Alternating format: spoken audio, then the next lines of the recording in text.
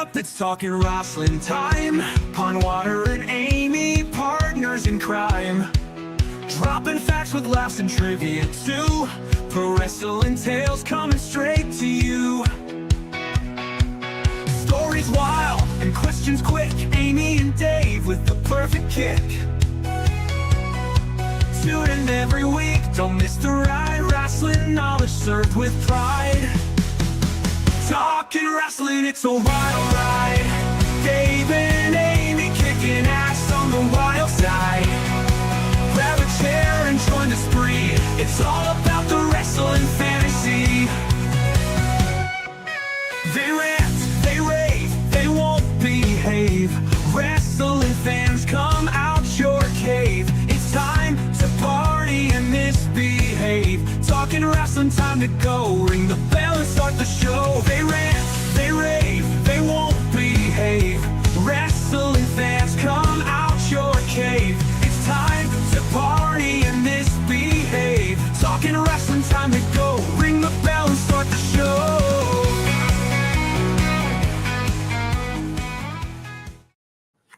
Hello and welcome in for another edition of Talking Rasslin with Pondwater and Amy.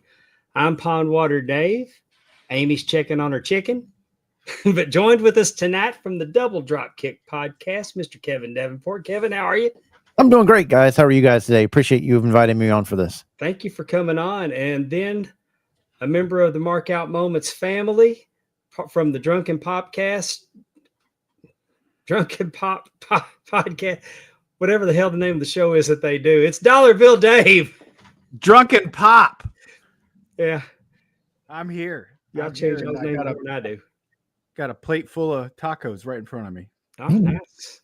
This Taco Tuesday, we're going to celebrate the Hulkster. And that's what we're going to do tonight. We're going to celebrate everything Hulk Hogan. We're going to focus on all the positive of the character, the wrestler, the in-ring product. And we're going to have a good time doing that tonight. And I want to thank Kevin for jumping in. Thank Dave for jumping in to help celebrate him. And here comes Amy Vaughn. Here I am. How's the chicken, Amy? It's very good. I will tell you something really funny. I tested it. You know, obviously I had a meat thermometer and it said 82. And I was like, what? This has been cooking for 20 minutes. It was on Celsius. So when I turned it to Fahrenheit, it was all good. So yeah, That's funny because Jandy did the same thing with some chicken. This chicken has been in here for over an hour. I go, babe, check it. You have it on Celsius, guaranteed. Yes. Speaking of being pretty hot, I got a funny story to tell y'all.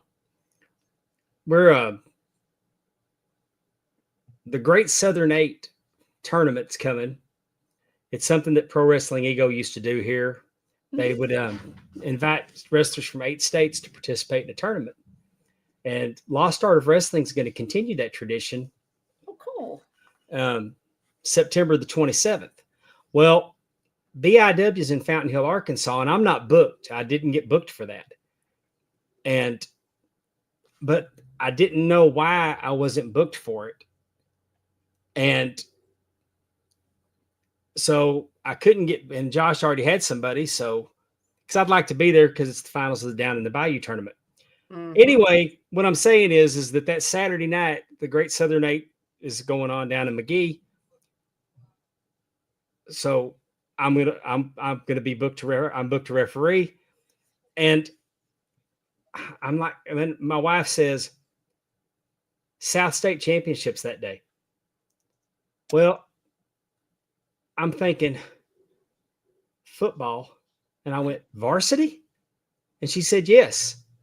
And my grandson doesn't play varsity because she's like, I don't know where I'll be, and I'm thinking, I know where you're gonna be.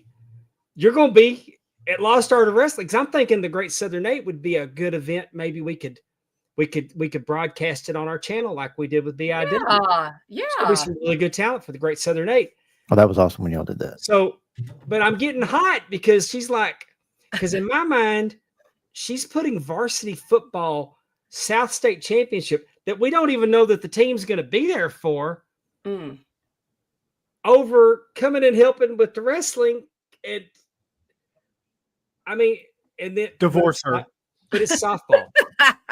But it's softball, and we're pretty sure that that we'll be in the tournament. And it's my granddaughter playing in the tournament, and that's why I wasn't booked at BIW. Okay, I was going to say. Well, maybe she has some visions that you may need to lay a little side bet on it with the other coaches. She knows something that you don't know. Well, they'll all play in the tournament, and it's double elimination. She so might know. Last year it was down in McGee, so hopefully it'll be in McGee this year, and then we can get over there. But that's why I wasn't booked. So I'm probably going to have a discussion with Lost Art, because I'm not going to miss my granddaughter playing in the state tournament. Sure. And that's why I wasn't booked for BIW. But I let him know early in the year, and the calendar says softball. But in my mind, it was football. And man, I was getting pissed. I was at Family Dollar. And I mean, I'm just. When is this again? In September 27th. Softball season's like March. Girls fast pitch is at the beginning of the school year in Mississippi. You know what we should do on our podcast? It doesn't coincide with baseball. You, me, Timmy, and TJ should all have girls fast pitch to us, and we try to hit it.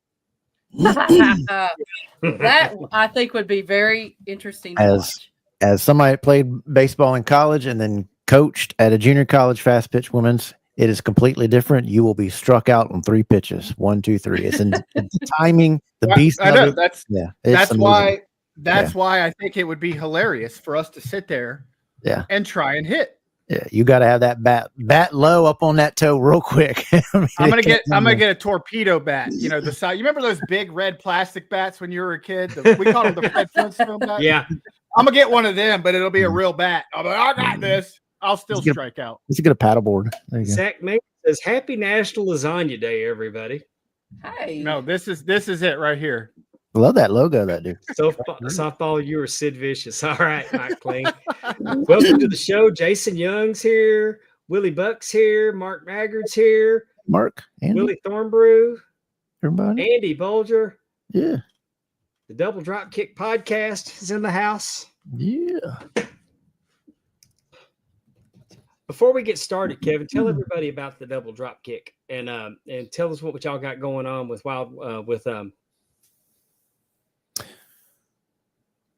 with everything on our channel. I want to say Wild World of Belts, but it's well, we the DAV network is a network of series of podcasts, and we've teamed up now with Spanning the Globe podcast, so they're a part of our DAV network family.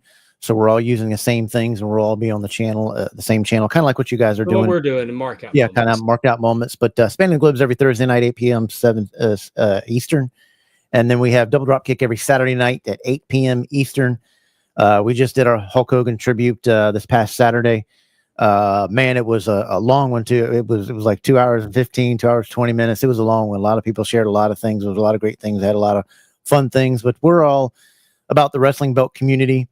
The Wrestling Belt Hobby podcast is kind of what we are. We talk a little bit of wrestling, stuff like that. Some wrestling gaming too. We talk on, but we have a lot of interviews. We interview guys from all across the spectrum, from podcasts. We've had you guys on to leather guys, belt makers, Instagram influencers that are real big collectors on Instagrams.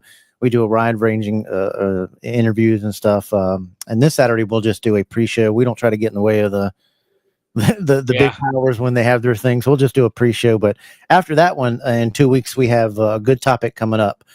Is the belt hobby toxic, or is it just on certain platforms? So it'll be a great topic for everybody to chime in, because I interview a lot of Instagram guys, and they're always like, we try to stay away from Facebook groups, pages. The Facebook groups are toxic. So that's what we're going to kind of get into and have a lot of guests on. A lot of people are going to come through that we've interviewed, and be a really cool. Not, and there's always been a little bit of it in the belt hobby. Back in the bulletin board days, we got a little of it, but then it was kind of a division between figures belts and real belts. Yes. I mean there was that kind of, and if you, and this guy right here would be a good one to talk to because he's been in the belt hobby since the Yahoo days. Hey, Brick, hit me up, Kevin. It's Jason Young on the old Belt Talk boards. He was NSML, which is Nova Scotia. Yeah, I remember those days. You'd get a new belt day and you wait for that door on them. Oh yeah, I mean we'd all get excited for each other on new belt days. And but it wasn't as visceral as today. Now today you have people attacking families and putting up family pictures and attacking people. It's just like, what's wrong with you guys? Can't you? And when somebody has a new belt day, why can't you just congratulate them and move on? If you don't like the belt or the quality of it, it's just, let's stop it. So yeah, we've made the people that go to Star Trek conventions look normal. and I'm a member of the 501st. So yeah, we used to be picked on this, that, and the other, and now. But, hey, I love the Star Trek people. I'm a Star Trek guy from way back. But I remember when they started letting the Star Trek conventions go to the comic book conventions, it was just chaos. Yep. Dollar Dave's back with us. Nerd. Let's go ahead and jump on into Hogan. Or I'll tell you what we'll do. Before we jump on into Hogan, Kev, how you feeling, man? Pretty good. I got some medicine in me, doing good. I really appreciate that. That means a lot. I appreciate it. Yeah. Thank you for that. I sure enjoyed being on your show about 6-8 weeks ago. Yeah, it was a great time. All except for you guy who just out of the blue was like, bye, in the middle of the show. I mean, they do that. I was sitting there talking to him. I was going to tell him how cool his shades were, and all of a sudden, all I just see is he's gone. Tim was gone. I'm like, man, he was. Did the Tim wife was? You had to kick the old lady or something? What happened? No, Tim was. He wasn't supposed to be there. Yeah, he was, but he popped. Yeah, he popped on for something else, or he had something else. Oh, he was doing a work event party. Oh, for him leaving his job. Yes. So he was on, and then what's up, Willie Buck? Practice leaving the podcast real quick too. He was. Oh, we do that always. It's just. But I'm kidding on him. Yeah, we had a great time with you guys. We could have went on. I mean that hour and 15 minutes flew by with you guys, and I still want to have some of you guys on to talk some wrestling, to talk some other stuff. We'll do it again anytime. Yeah, I mean, we loved having you guys on. You guys are incredible, and check out their show each week. I love this channel. I love you guys. Thank you. You guys do an amazing thing, and I love watching you guys each Tuesday night. You and Amy have. Oh, you ought to hear us. We go on and on about you. Your production value is second to none. Yeah, I appreciate that. We need to have a class. We definitely need a class because we don't know what we're doing. Here's why. I should have teamed with you. I'm sticking in. We made fun of this the other night on the show. I'm sicking in bed all day, right? So I'm just sitting there making stuff constantly. And our DDK podcast chat with our other guys, with Ethan Thompson and Stephen Hammer, who help us with the show and stuff. I will send them like 15 YouTube thumbnails and be like, which one's the best? They're like, oh my God, Kevin, we're going through all these. Just pick one. I'm bothering them at work. I'm like, hey man, I'm trying to work. I don't care. Go tell them you got to take a doo-doo and check out this video. And see what I'll do that to them. I'll send them up. I'll fill up the group chat. None of them respond. And I'm just sitting there pissed.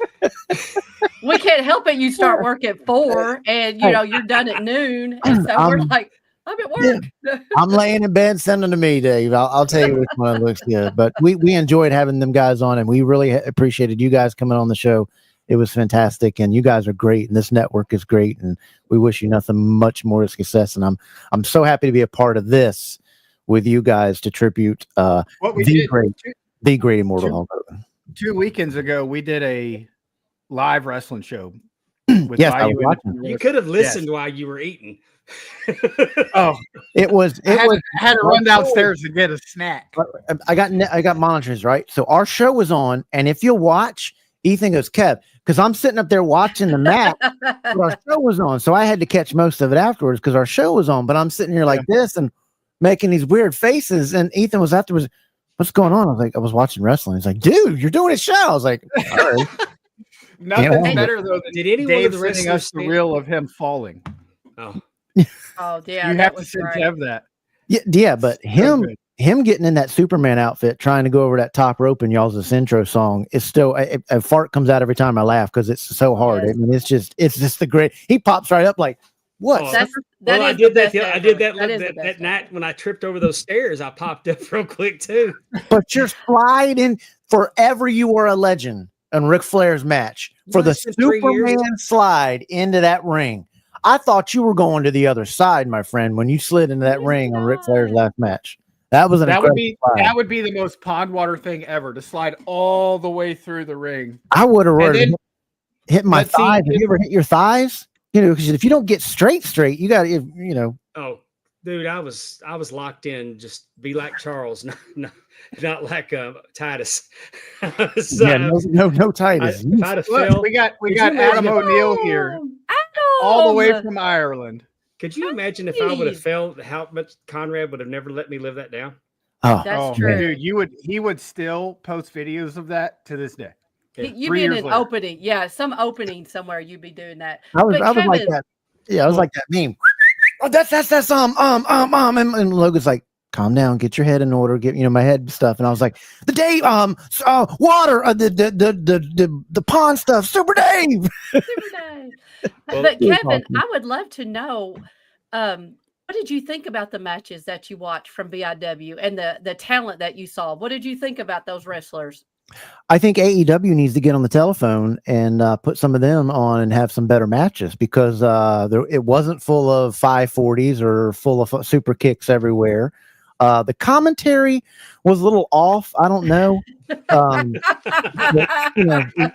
couldn't understand. It was like I was hoping for Gorilla Monsoon and Bobby Heenan. And it's like I got the Timo version of that on there, but it was so cool. But Tim was doing his best, McGilla Gorilla. What talent! What talent! Some people need to get out there and look at this talent, and let's stop with these 80-year-old Goldbergs in the ring and get some of these young talented guys in the ring. It was awesome, and what you guys put on, that production and getting it on, and I know all of that must have been, even running a StreamYard can be hard. Just the shows, doing that and getting it all. You guys were fabulous. It was tremendous. And if you haven't watched it, go down and watch it after this live. Not right now. After the live. Because I'll tell you, we're just short of 5,000 views on that right now. Awesome. I'll tell you. I didn't have a lot of hope going in for that. And especially the reason that first why 30 minutes before. Dave, you better interview your. No. I mean, I didn't have a lot of hope for the wrestling show itself. Oh, okay. Now the reason why.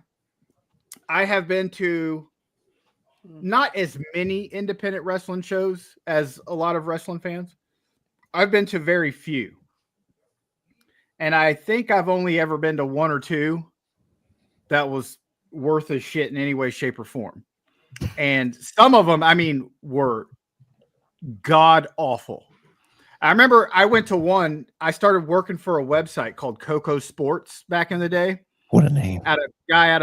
His guy's name's Dave Cocatos or something like that. So it's Coco Sports, and he sent me to one, and it was so bad that they had a tag team match. The guy pretty much was out of breath by the time he walked to the ring. Sounds like Ultimate Warrior. And then, but he looked more like Otis. And then during the match, he forgot which guy was his partner and elbow dropped his own partner. Holy cow. And the partner's like, hey, man, I'm your partner. And he's like, you can tell he just was all befuddled. Was it his first or second time in the ring or something? Or just I don't know. You know what? They were walking out with tag team titles, and it was the WWF Winged Eagle. But right. It was not good. My last quick comment on this is I judge an indie thing. When I walk into an indie thing, the first thing I look at is the ring. If the ring looks like it's going to blow down when somebody poops, I know this is not going to be a well, I look at the ring. If the ring looks good, I'm like, all right, we're going to have some good wrestling tonight. We sponsored a show up in Davenport, Iowa called SCW. It's run by Seth Rollins, Black and Brave School. Okay. Well, it was really good. And then I went down here to one, about fell asleep during it. So this BIW I thought was absolutely phenomenal. And I want to watch more BIW. I wish it was more like a real promotion, because one of the things we were having as the announcers, we didn't have anything to go off of. There's no storylines. I mean, I wish it was like a real televised promotion that. Yeah, we got to I see get what these you're saying. guys I'm do just all the time. we do need to find a way in the future to find a way to get the storylines out there, because one of the criticisms we got is it was just wrestling. Mm-hmm. And yeah, but we didn't have the backstory. Without the backstory, that person had a hard time caring about the.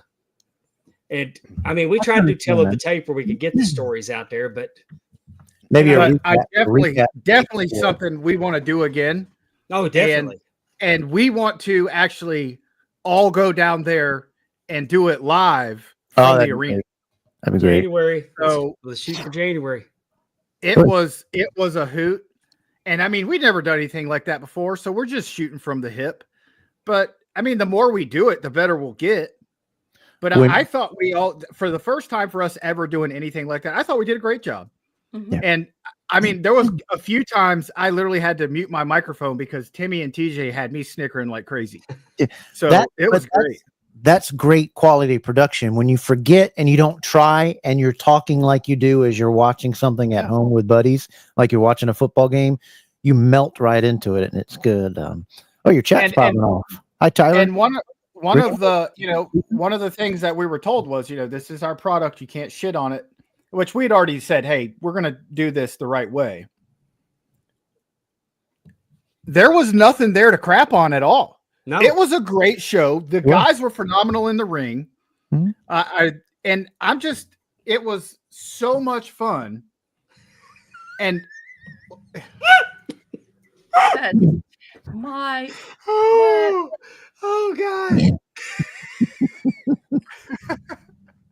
Timu version of Frank Bruno. Oh,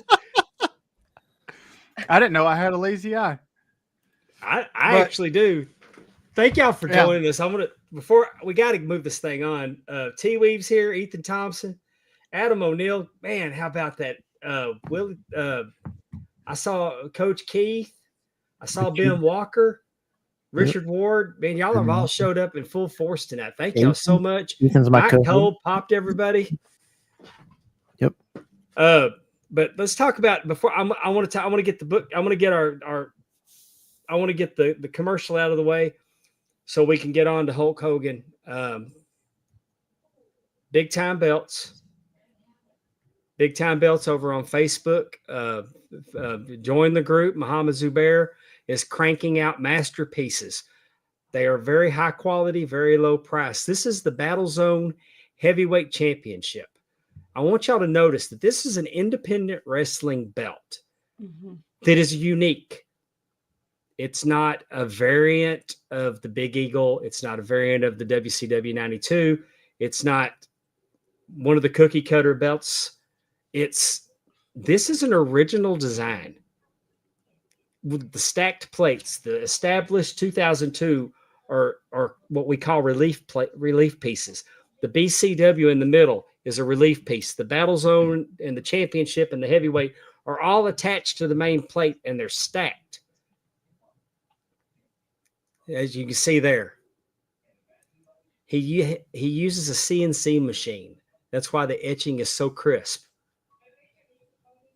But look at that, and look at the he's got the seashell tooling on beautiful red leather. And I want y'all to look at this.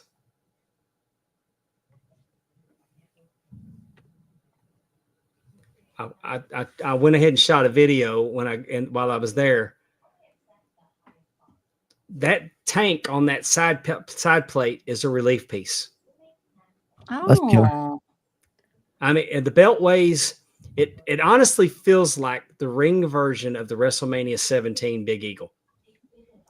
It's a good size belt, but the reason I wanted to feature this belt this way is because at Big Time Belts, you can get, if you can imagine it, if you can describe what you want, the artwork can be created. And the belt, Dave's got the game event belt. You got the game event belt. Can be created, and it spins. This right here was done. But what I'm telling you is for your independent promotion, there's no excuse not to have a good belt. That's probably as high end as it can get. And Look at you're the going to leather. come in. You're going to come in well under $500 for a high quality belt Give it Tell up me- to him. from a man Give it up to him. Yeah. who has established himself as with some of the best customer service. He doesn't just have customers; he builds relationships. There you go. Tell us where Battle Zone is again. Where do they wrestle out of? Out of Mendenhall and Riley, Mississippi.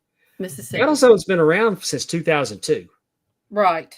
I've heard some pretty interesting stories about the promotion, and they were in NWA territory back in the day. Ben Walker likes them too. He says check out Big Time Belts. So Yeah. So, I mean, I'm just so impressed with this Battle Zone belt. And the next one I'm going to show you is the Big Plays belt for Central Hines Academy that made its debut on Media Day this week.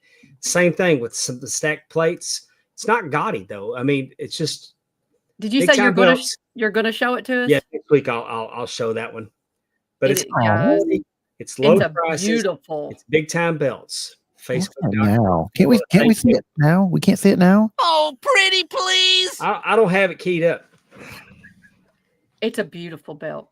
It really, really. And my is. wife designed it. Oh wow. Well, I take that back. My friend Ron says that Reggie Parks designed it. My wife reorganized it because it's basically the shape of the world class belt. A pillow. She put a woman's touch to it. It's very nice. But it's also the shape of her clipboard. So I heard that coming out a lot different there just for a second. Oh, I was drinking coffee at the moment. Please warn me with that one. all right. Before we get off the rails, brother, No kidding. Amen. let's talk about the Hulkster.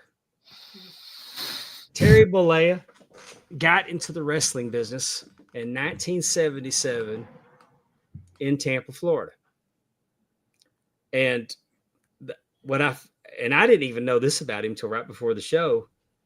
His first match, which was on August the 9th of 1977, he wrestled as the Super Destroyer. Mm-hmm. This isn't the Super Destroyer, but this is Sterling Golden. But he wrestled against a guy named Don Serrano in Fort Pierce, Florida. And then the next night he wrestled B. Brian Blair. Hmm. But he wrestled as the Super Destroyer until he became Terry Boulder. And then once he became Terry Boulder, he wrestled for a while and was getting actually got a title shot against Harley Race, an NWA title shot. Once he became the NWA, I believe this was the Southern champion.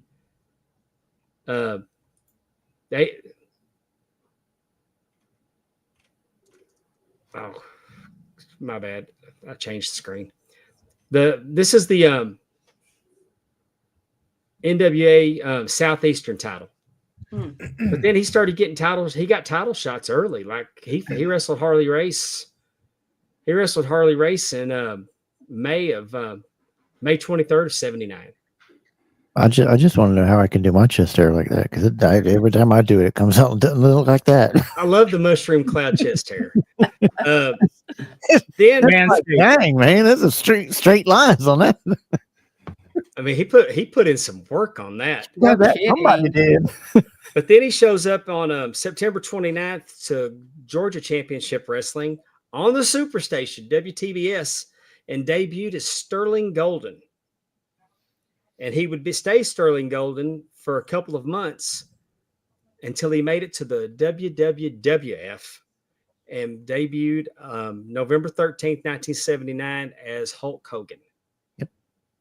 And he was with Classy Freddie Blassie. And I'm going to throw a little factoid out about Freddie Blassie. Freddie Blassie had a song that was often played on the Dr. Demento show. Mm-hmm. It was called Pencil Neck Geek because he called everybody a pencil neck geek. But I'd heard the song Pencil Neck Geek long before I knew who Freddie Blassie was, before I started watching wrestling. So when I saw Freddie Blassie and he called somebody a pencil neck geek, I remembered the song Pencil Neck Geek, Grit Eating Freak, Scum Sucking Pinhead with a Lousy Physique. because I used to listen to Dr. Demento every Sunday night. Here's Hulk Hogan and Andre the Giant in 1980. God, They went around the horn in 80. look at that. Look at that hair, Andre. Yeah, look at the agility on Andre. That's what I was thinking. Look how this was at the same time his that leg. we recently watched a match with Andre where he jumped off the second rope and did like a frog splash on Ernie Ladd. Mhm. Andre's enjoying that too much. Look at that smile. Yeah. It's probably nice for him to have somebody big to work with. Yeah. Yeah. And he must have liked him because we know he didn't like John Studd. But Let's move it on over. Then he goes to the AWA with Mean Gene Okerlund there. well, you remember that he had signed with WWE in '79, but he left in 1980 because after filming that Rocky scene, and Vince McMahon, the elder senior, didn't want him to do that, so he left. But it didn't come out till. That is if you look up the I've heard that Vince Senior did not like the entertainment factor. Yeah, he left in 1980 after filming a scene for Rocky 3 against Vince McMahon Sr., and that's when he went to AWA for 3 years until he appeared in New Japan. Efren says his back hair looks like the atomic bomb, like Sterling's hair, oblique, unconditionally. Welcome to the show. There's Moose. There's Efren. Man, we got a crowd. What's crazy in this picture? He's like what, 25, and he looks. Yeah, he looks like he's pressing 40. Gosh, oh, Mean Gene, miss him too. God Almighty. You think about it. He went to WCW at 40 years old.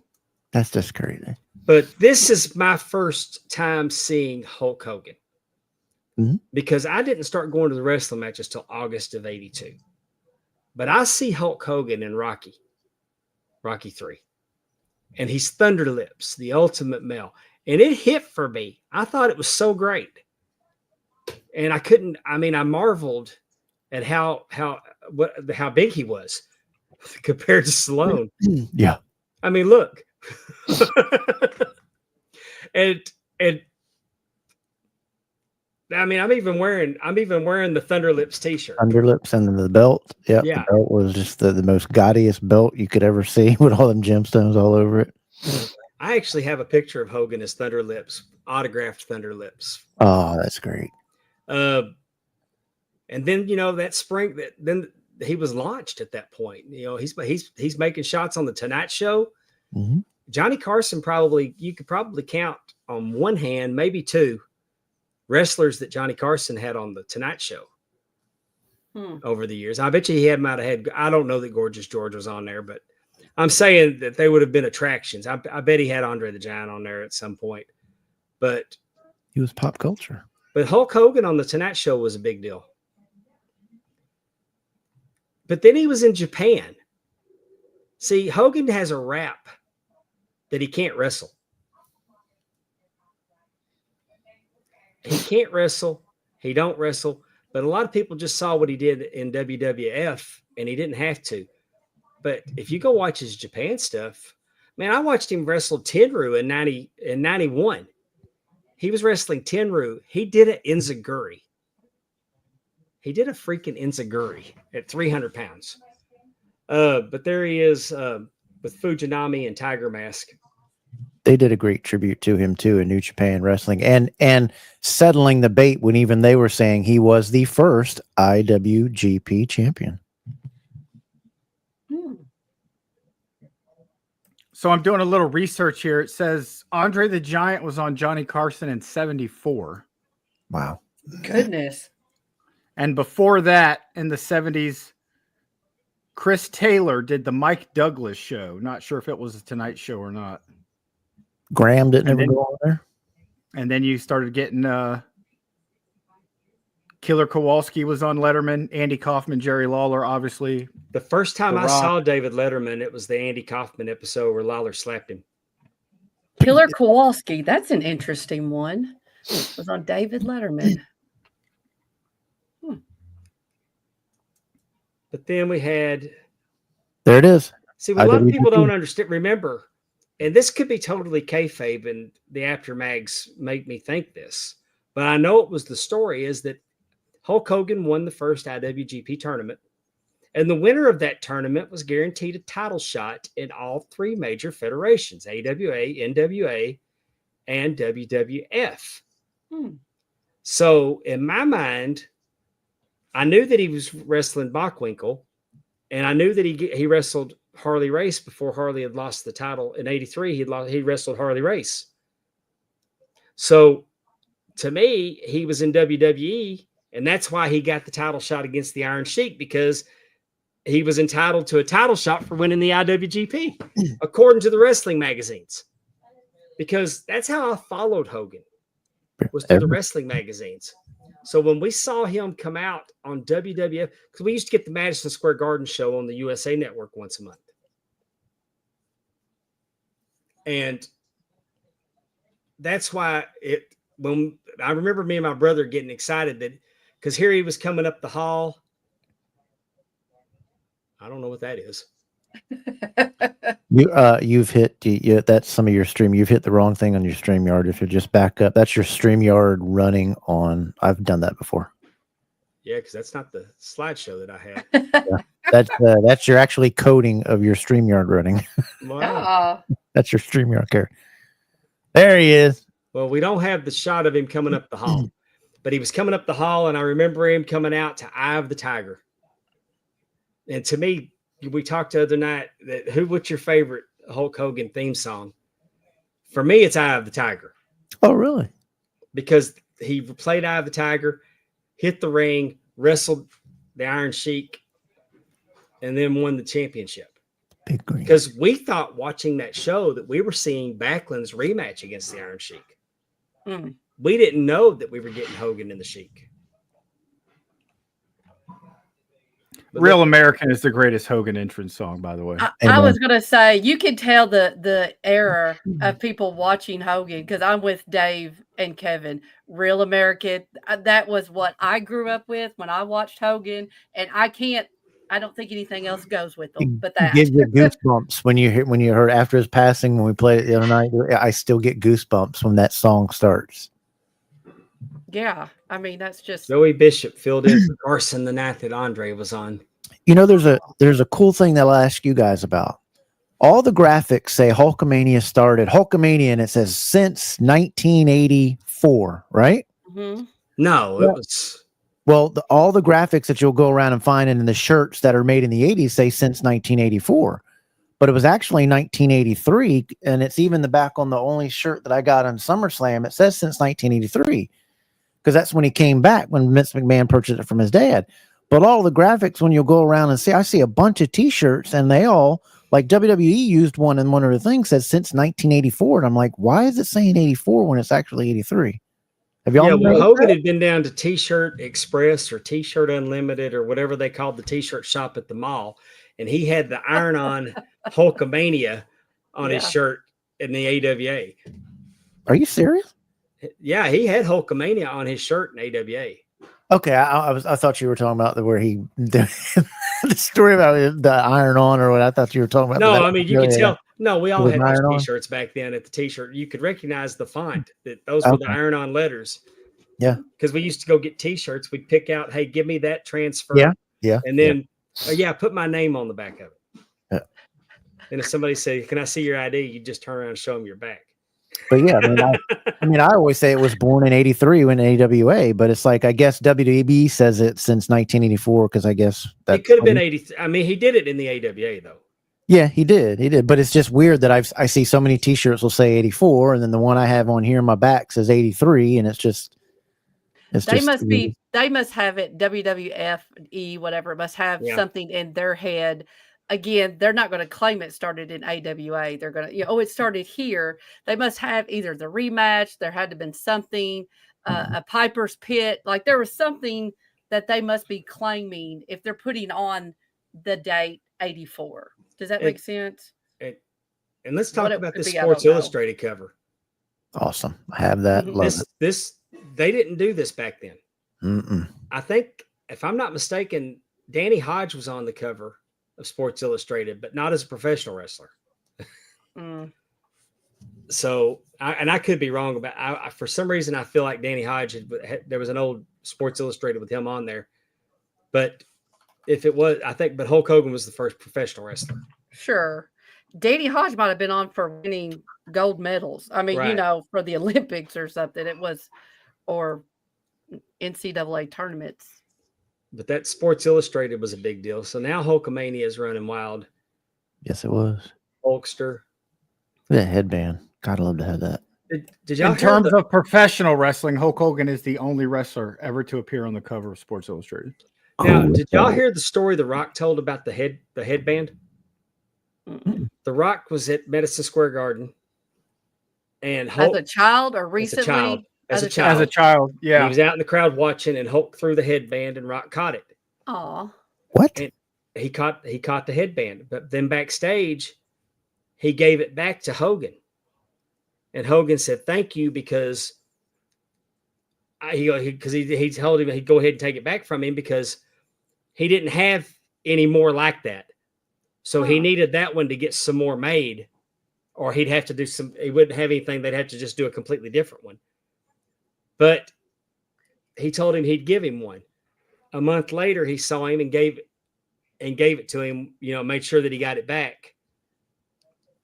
And Rock was talking about how his interactions with Hulk when he was a kid, and then fast forward to the moment at 18, and it was just. You can go find it. I think he posted on Instagram. WrestleMania 18? Is that what you're talking about? Not WrestleMania. Yeah, was it Or 18 in Toronto? I don't know. I don't. Skydome 18. I used to like the early days when he'd have the ripped up kind of headbands, and then just before coming through, he'd put it in his mouth and he'd calling out all crazy. And just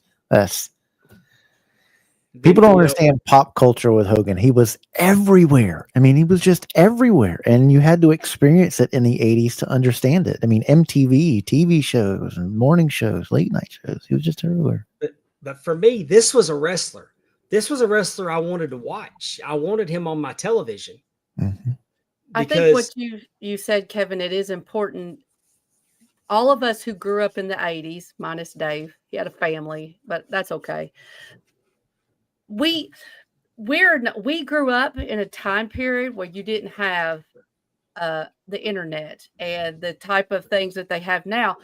They didn't understand when we say he was everywhere, wrestling magazines. They probably don't even know what that is. MTV. Actually, we were on, just a quick side note, I was on TNA's Top 10 Sunday night because we did the top 10 list of monster ballads.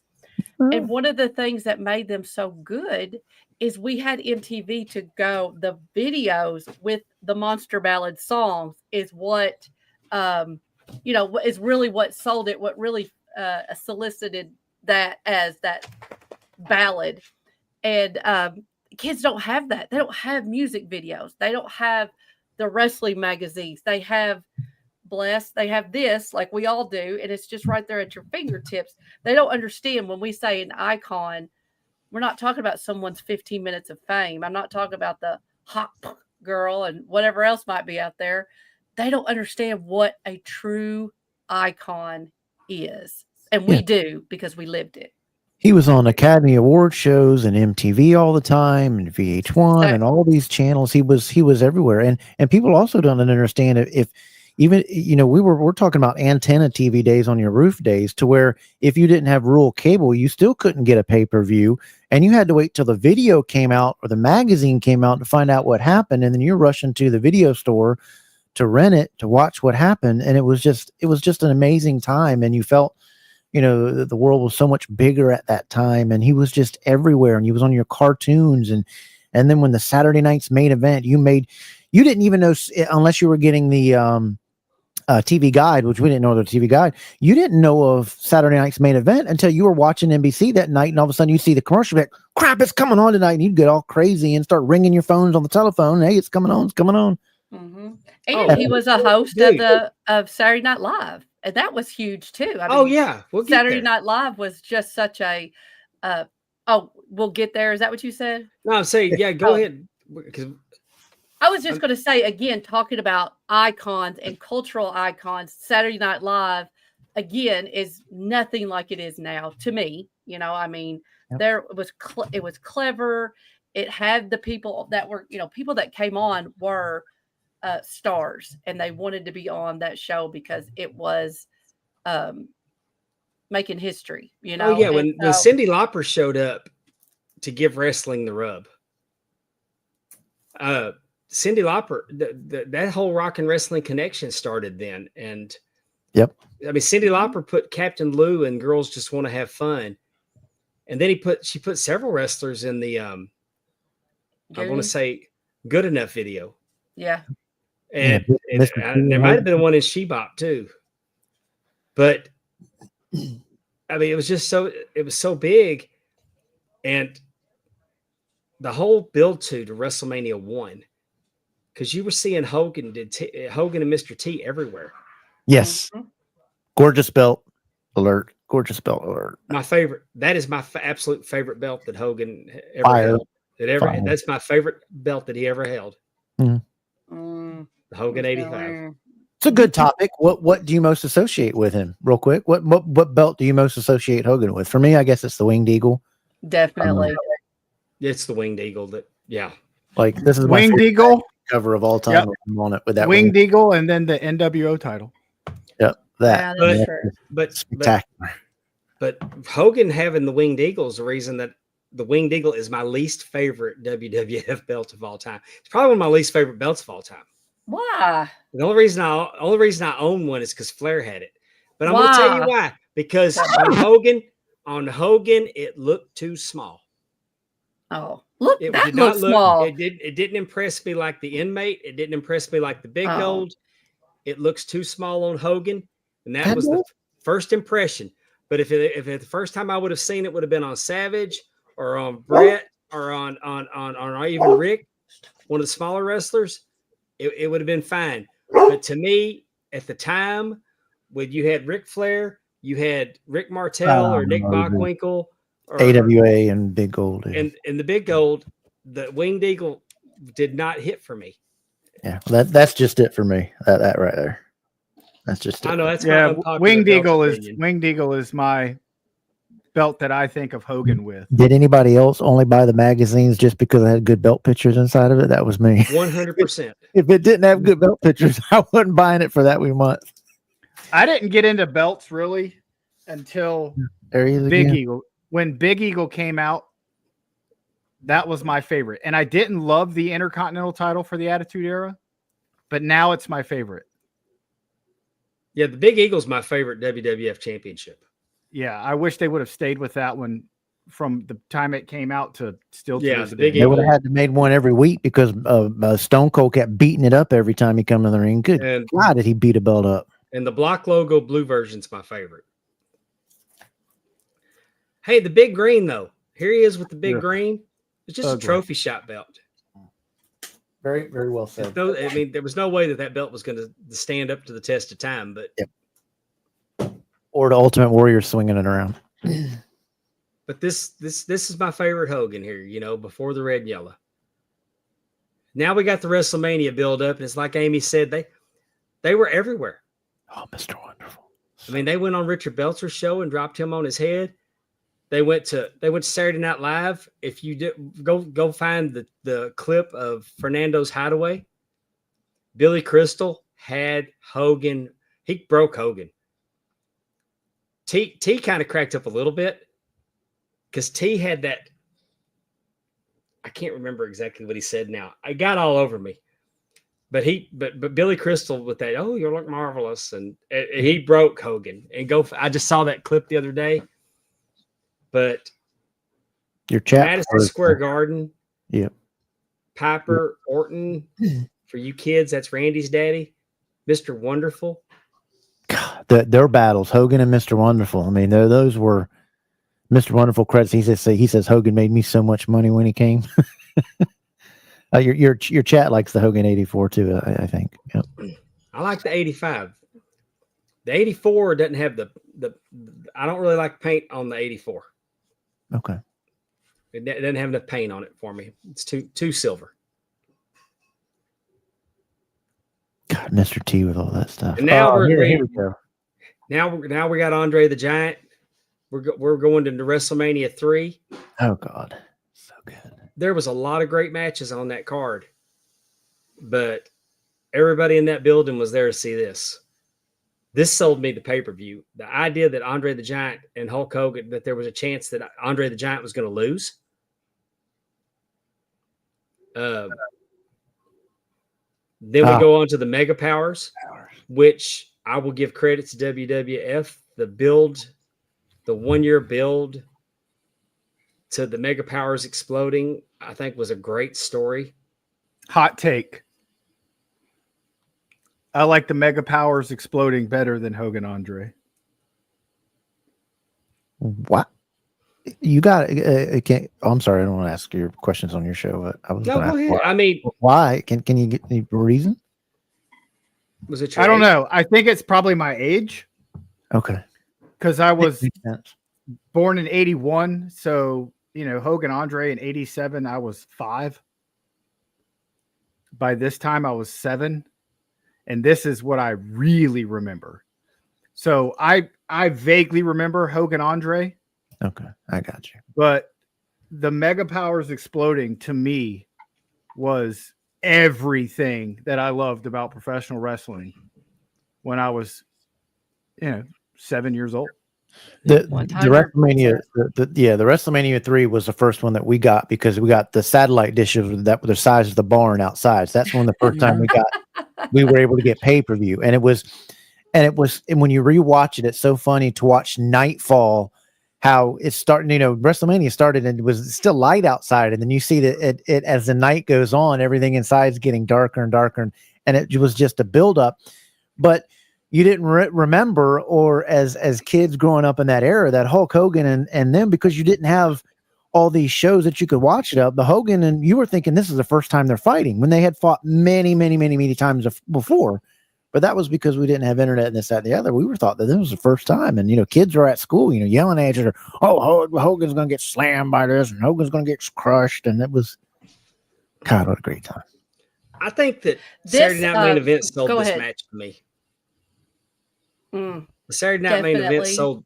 I think that they actually sold. That's what sold me on WrestleMania that year, because this is not the era that I was a Ric Flair guy. I felt like Hulk Hogan used wrestling to be a movie star. I felt like that wrestling was a vehicle for him to do other things. I didn't like while I thought seeing a music video with all the wrestlers doing Land of a Thousand Dances was cool, I'm looking at it thinking, why aren't you guys kicking each other's ass? Why are y'all participating in a sing-along? It was silly to me. I was too old. I was too old for it to hit for me, because I didn't like the character, how Vince had taken, like Ted DiBiase no longer was Black Glove Ted DiBiase. He was $1 Million Man. He was the way that things changed, but the fact that you had all these wrestlers with the Pile Driver album, you did something that hadn't been done. But to me, how are these guys in the same room without wanting to fight? And that's the part that didn't get me, because I came from I've just had several years of world-class wrestling with very believable violence. Mm-hmm. Right. Like you wasn't going to see Michael Hayes singing Bad Street USA in 1983 with Kerry, Kevin, and David in the music video. You know what I'm saying? Yeah. I grew up in the Mid-Atlantic NWA country. Right here in Eastern North Carolina. So we were always seeing this, and I didn't get into the Hogan days until right around WrestleMania 83. But I always felt like NWA was the guys down at the bar beating each other up because they looked like guys that lived in your neighborhood that were big and bad, and you saw better wrestling. And I always said the WWF was characters. So I can see what you're saying there. But yeah, Hogan used it and platform more of his ability to get where he got. But Flair was a guy that loved wrestling and loved to wrestle, because he would wrestle at Dorton Arena in a 60-minute match at 12 o'clock. And then in the 7-time bell time, he was in Norfolk Scope wrestling again, another 60-minute match. Flair just loved to wrestle. I think going back to, I'm with Dollar Bill on this too. the mega powers. It was, I don't even know how to explain. Number one, my favorite WrestleMania is 3. Again, that was probably the first that I can really remember the buildup. But I am also a huge Macho Man fan and Miss Elizabeth. So then that storyline went on. It was like watching Days of Our Lives, like with your grandma in the summer, So you were every Saturday night main event you wanted to watch because it moved this story along. You didn't think of it as that because again, I'm like 10 or 11 at that point.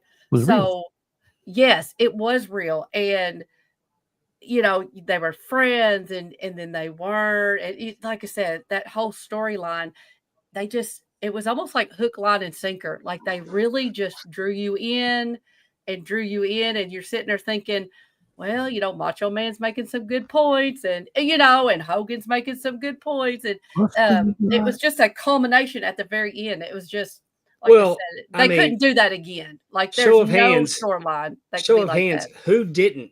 Who didn't look at Miss Elizabeth with lust in their eyes? Hello, that would be me. No. What match was it where she took it off and she was in the swimsuit? What was it when she took off the swimsuit on the SummerSlam '88? Her itsy bitsy teeny weeny. Dad was going, better not let mom see you watching that. And I'm like, I don't know, your mom doesn't come through, That's right. But if she likes Savage, then if you love Savage, then you have to say one of the greatest matches of all time is Steamboat and Savage. Yeah. Another reason to love number 3. That match changed my opinion of Savage because I just didn't like Savage.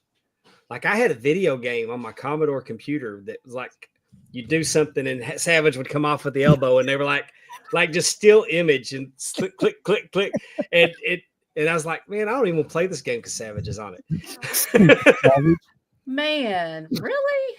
But 3 changed it, and this amazing. And I just want to say, Warrior gets a lot of crap. He does, but it's after the fact. At this time, that to me, the Dingo Warrior done hit it big, and I was excited, and I actually was excited for the Warrior to beat Hogan. It was a patching of the torch, yeah. Because you didn't see Hogan lose. Yeah. There you go. This match made me hate Warrior. I don't think I ever liked Warrior. I don't know. I think it was just, again, he just wasn't the type of wrestler that I liked.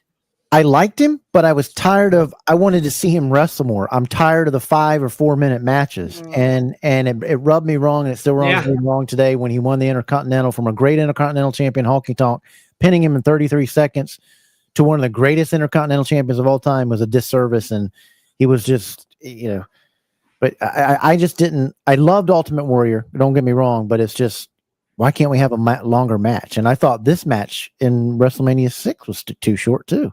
Which one are you talking about, Andrew? What match? This match? Talking about Steamboat Savage. And Patterson laid it out. I thought that was more Randy Savage. Patterson laid out Hogan. Patterson laid out Hogan Warrior. Okay. I just wasn't for sure. I didn't think he was talking about. No, Savage had like a whole notebook and yeah, I wanted this match here to go 60 minutes. I wanted these two to be. You're talking two of the greatest forces, and we got what 13 minutes. Would you really like them to go 60 minutes if we've never seen? I just remember liking it. I just remember liking it. Yeah, we did like it, but I'm talking about as an adult. I start, analyzing. Yeah, looking back on it as a kid, just like when I'm growing up, I hated Arn Anderson, and now I love him. He's one of my favorite. Wait a minute, wait.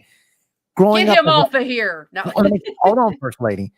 Growing up, I hated him because I was a Rock and Roll Express fan. I mean, they did what they were doing, and then as an adult, he's my favorite single wrestler next to Bobby Eaton and Hulk Hogan growing up, and that kind of thing. But he did his job, but it's one of those things to where these guys were doing their job, and they were born to make you either hate them or love them, and the same with Ric Flair and Hogan. It's just Hogan Warrior at WrestleMania 6 went 22:51. 22:51. I didn't remember it being that long. I don't. 6 minutes staring at each other. 6 minutes. Well, I mean, they did That's start. true. They did have the test of strength and stuff at the beginning, but for Warrior, I mean, Warrior's had 2 good matches his entire career with Hogan, and then with Savage the next year. Yeah, I geeked out when Hogan we got a good shot of the Winged Eagle when he was walking up, giving him the belt. Warrior the belt. I geeked out when I saw we got so close to the Winged Eagle, him walking up, giving it to him. I was like, this is unbelievable. Look at the 2 belts. And then Warrior started swinging them around. I'm like, oh God.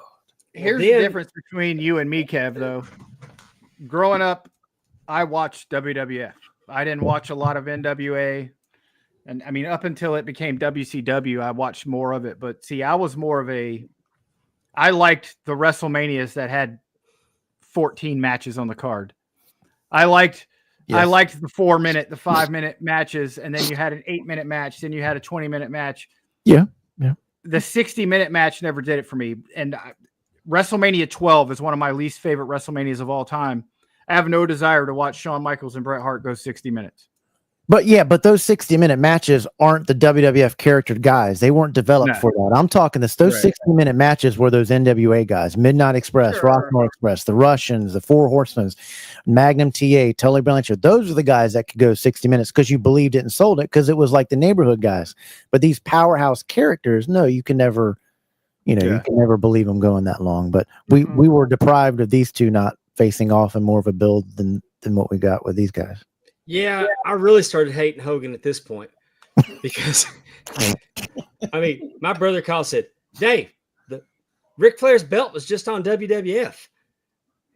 So because I wasn't watching.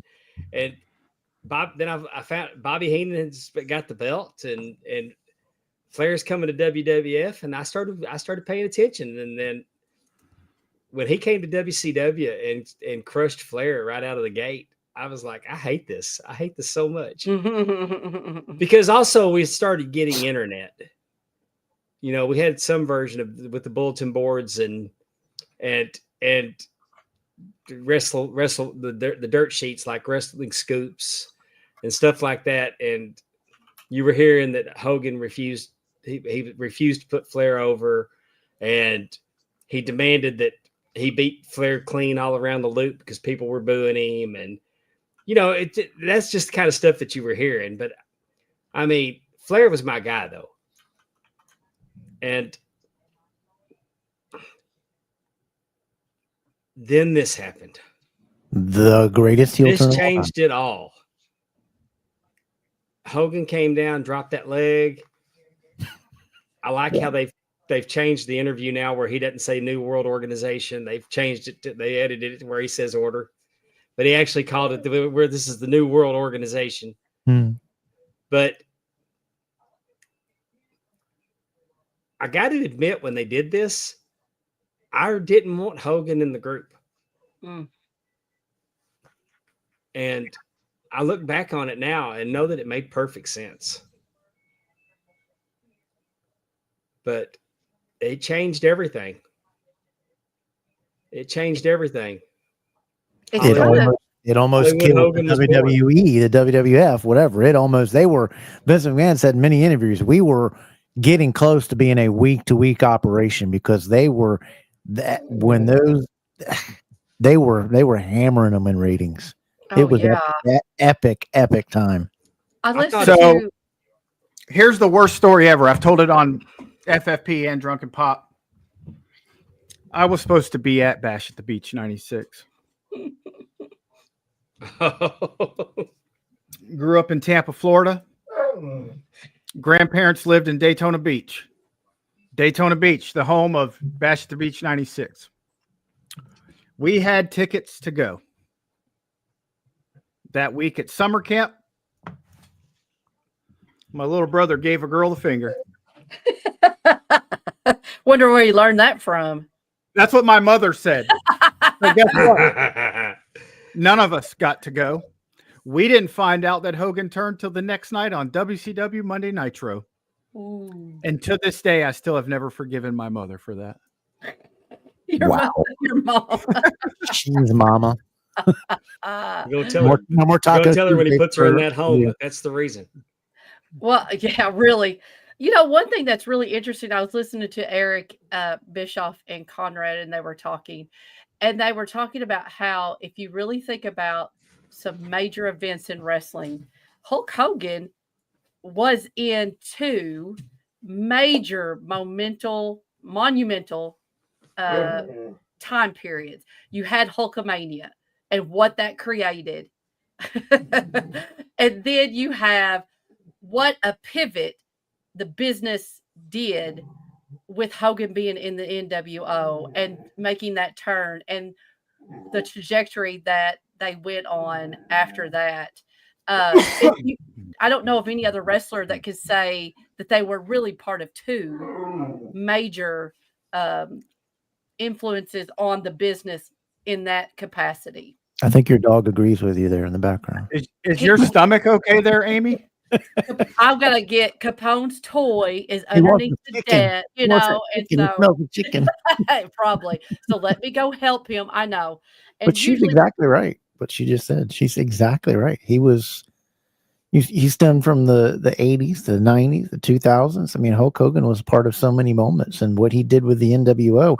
And I've said it. I think we talked about it with Dollar Bill over here when we were on the show. We got into something a little bit about it that. What saved WWF was Rock was still too young of a star, but what saved him is signing Stone Cold. Them two going on saved it and saved the Monday Night Wars. If WCW had re-signed him or whatever and let him do whatever character he wanted to do, but that saved WWF. Being able to signing Stone Cold and having him feud with Rock, that saved it. Well, and the big thing there is that Austin was not going to get that shot in WCW. No, they had him. They had him and didn't. But I mean, that wasn't going to happen. You had, your franchise player for WCW was Sting, and you obviously had the NWO feud with Flair and with Sting. But Austin was a mid-card heel. So he needed to go to WWF. And the fact that he went to the WWF, I remember he came in and we ordered the 1996 Royal Rumble. And this new guy, the Ringmaster's coming in. Yeah. And we're like, who is that? And he walked out and I was like, wait, I know that guy. Oh, that's Steve Austin. But, he had shaved his head. It wasn't bald, but he kind of had a little spiky hair thing going. It wasn't the same Steve Austin as what you saw in WCW as Stunning Steve. Yeah, he looked like a serial killer. He was trying. And the fact that they went with Ringmaster, and then Austin credits his ex-wife for the name Stone Cold, right? And they had come up with the name Chili McFreeze or good Lord. I don't know what WWF was doing. And at the time, I loved it. I thought WWF was great in 92 and in 93 and in 94 and in 95 and in 96. But when you get older, you're like, good Lord, this is bad. Yeah. 1993 WCW was horrid. But the fact that they stumbled into that, and then the attitude that Austin was able to put out and put on screen and make people like him. And as soon as when he won King of the Ring, and he had the phrase of, talk about your Psalms, talk about John 3:16, I was hooked on Stone Cold Steve Austin. And I mean, a month prior, I went to my first live WWF event and watched Stone Cold Steve Austin lose to Savio Vega. Airborne 47 says if you didn't love him so much in WWF, you wouldn't have hated him so much in the NWO. Well, his comment, two comments before that's the perft comment. I don't know if you can put that one up. That's yeah. Exactly. Yeah. But that makes me wonder. But honestly, Hogan never wrestled like a babyface. Right. He always wrestled like a heel. Yeah, the back scratching and the he always wrestled like a heel. This is what makes me wonder though.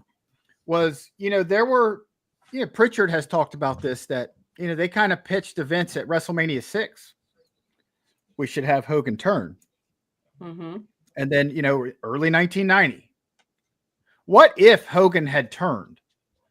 would the WWF had gotten so stale in 90, 91, 92, or would it have exploded again in a different way with Hogan being the monster heel in the WWF? I don't think the fans would have ever gone for it. I think They it needed, regurgitated it when he came back. And I don't think that, but I got to admit, when the NWO came on, I was black and red. I was not.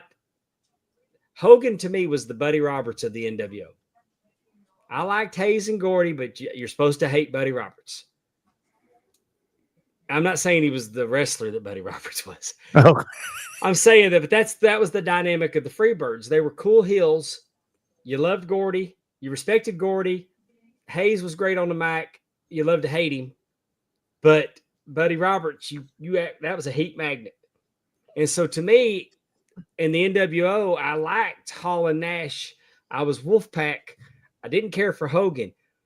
But by God, when he put that red and yellow back on, it flipped a switch in me. Like when he went red, when he turned back, it hit for me. I can't explain why. And see, here's my thing, is when Hogan left the WWF, a newcomer in the WWF had drawn my eye, and I became a huge fan. Razor Ramon. Mm-hmm. Scott Hall, Razor Ramon decides to leave the WWF. He's going to WCW. And I'm wondering how that's going to work, because obviously I watch WCW now full time for Hulk Hogan, but I still watch. I mean, I've always been WWF first. And then Scott Hall and Kevin Nash come out. I had no clue who the third guy was going to be. And then with it being Hulk Hogan, it made me a huge NWO fan. See, and So I didn't I was believe he one of was the going to first drop. people with the NWO shirt and all the stuff. I loved it. And I thought Absolutely I didn't believe he was going to drop the leg. When he came out, I didn't believe they were going to go through with turning him. I was like, no, I'm watching to see who's gonna come out. I thought it was going to come from the crowd. I was looking at the crowd, and when I saw him back up, I because thought they're going to destroy Hogan. Yeah, and so I didn't believe. And then when I saw him, and I'm like, oh, okay. But the way the crowd threw the paper and the drinks and everything. The promo that he did. That's NWA in the 80s. If you went to an event, old ladies. You ain't got to tell me, dude. Yeah, I didn't get to see Hogan until Shawn Michaels and get this shirt until 2004 SummerSlam, whenever he met Shawn Michaels. But growing up in the NWA days, I mean, we were sitting in the front row for $10 and $12 watching the greatest ones of all time. But you had these old ladies sitting there, 3 of them, and in their little old purse were pennies, and they were throwing pennies at Jim Cornette and Ric Flair and whatever. And I'm like, that's heat. And back on Dave's point, I don't think the heel turn would have ever worked in WWF as well as it did, because I think Hall and Nash made it that much better of a turn, because you wanted to smack both of them when they were in the ring with Hogan, when they were doing, this and it worked with them 3 guys when he heel turned. Airborne 37's bringing these great points tonight. You're dropping in on me. I honestly don't think Hogan ever adapted the WCW style until the NWO. He was not the same Hulk Hogan up from like 94 up to Bash the Beach. Different style, different character. Yeah. It didn't work. It didn't work. It didn't hit. It wasn't for me. good. I mean, even WCW in 96 was bad. You go back and you had Hogan and Savage in that Tower of Doom steel cage thing against 48 guys. It was god awful. But Hall and Nash came and it brought a different attitude. And then I think you see that. And one of my favorite in-ring promos ever was at Bash at the Beach with Hulk Hogan after his heel turn. And he got that crowd riled up. They're throwing trash all in the ring. You had a fan jump in and get the absolute snot kicked out of himself. Because, I mean, Scott Hall laid in some kicks on that guy. And that's just not something that you ever saw for someone my age. Mhm. You didn't see that in the WWF, right? So Hogan it was- versus Legend do. but I mean, it was great. And then you would have the NWO go do those, you know, the following announcement has been paid for by the new Taking World over the Order. headsets, the mic. Yes. And I mean, it was so phenomenal. good. Perfect. And I don't care what anybody says. What Eric Bischoff saw, the vision he saw there, changed wrestling forever. Mhm. And it was no longer, you know, it was the NWO were bad guys, but it became cool to be the bad Shades guy. of gray. Yeah. I mean, there's been a long-standing argument that the NWO ruined wrestling because they did always go over. They never got theirs. They were always over. The Right. good guys never got. I mean, for a Eventually they year, gotta the lose. NWO was always, for a year, the NWO always went over until Sting started. And I mean, I even started getting tired of it when they cattle prodded Goldberg. I got tired of it when everybody was joining the NWO. It was like, how many members? I got way out of control. Members? I mean, too many members. But you know, it's just the thing that the Airborne was saying too. I always felt like, and maybe it was the NWA guy, I always felt like it was odd and Flair didn't fit the WWF style even when he was there. The same way with Iron Anderson and Tully coming in. I was like, is it me or they just don't fit the WWF? It was just a weird. Flair didn't hit for me. Flair didn't hit for me in the WWF. It didn't. I loved him, and I absolutely. But he seemed like a fish. It didn't feel right to me. It did, and the same way with Tully and Arn. But I felt different that Flair was Flair. They didn't change Flair. Right. You know, that he didn't become a different character. Tully and Arn were still Tully and Arn, even though they were the brain busters. So sometimes I thought that was a compliment to that talent that they didn't dick around with them and change their names. And like if Ric Flair would have came in and they would have made him Slick Willie or some shit like that. I don't think you can with an icon like that. Vince McMahon is already the villain in my wrestling story. Then, now, and forever. But if he would have really just with Flair, I'd lost my damn mind. Well, and I think too, I don't think Ric Flair would have agreed to come in as Slick Willie. You know, he had a lot more, I would guess, gravitas, power, whatever. Didn't he leave because they were trying to make? They wanted to make him Spartacus. They wanted to make him Spartacus. That's why he left. But what's the first lady's opinion when you saw Arn Anderson in the WWE? How did it hit different than it did in the NWA? Was it like it just doesn't feel right because we're so used to seeing them, or is it the style, or something was off? Even though they were great. Yes, I loved the Four Horsemen in the sense of they always had each other's back.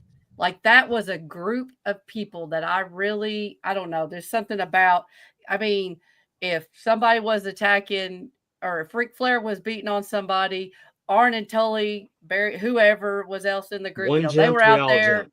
Exactly. They'd be coming out. They have no shirt on, they're half dressed, whatever. It was just that mentality of, one jumps, we all jump. And they just always had each other's back. And they didn't have a lot of infighting amongst themselves, like now. And I hate that when they have tag teams now, it's like, well, they got to break them up. They got to fight. I'm like, why can't they be friends? Like, I don't understand that. But anyway, but see, that's what, to me, the Four Horsemen is what Flair was really, truly lacking in the WWF. Yes. Yeah, I mean, it was just Flair, and then he had Mr. Perfect, but he didn't have a whole group of people surrounding him because it was, you go back and watch the NWA World Championship Wrestling from Saturday nights.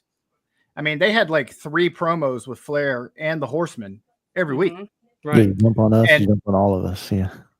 He went to the WWF and it was just Flair with his, and Bobby Heenan wasn't even his manager.